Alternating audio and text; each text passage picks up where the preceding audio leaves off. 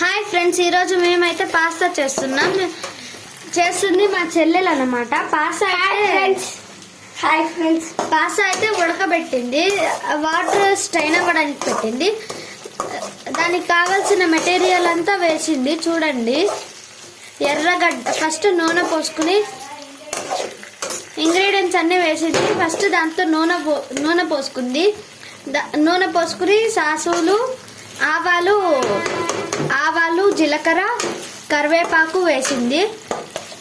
అవి ఆవాలు, జీలకర్ర, కరివేపాకు చిటపట్లాడిన తర్వాత ఎర్రగడ్డ, పచ్చిమిరపకాయ, టమాటా వేసి బాగా ఇదనింది. మళ్ళీ ఇప్పుడు టమాటా సాస్ వేస్తుంది. మసాలా వేయి మోక్షిత. చూడండి, మసాలా వేసింది. బాగా కలుపు.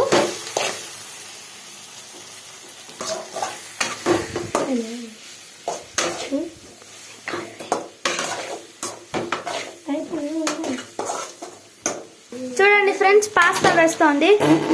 ఆ పాస్తా కాస్త సంగటి అయిపోయింది అనమాట. పాపం ఏం చేద్దాం, ఒక్కొక్కసారి దేవుడు మనకేసే శిక్షలు మనకి ఒక్కొక్కసారి సరిగ్గా చేయరంటారు కదా, అది ఇదే.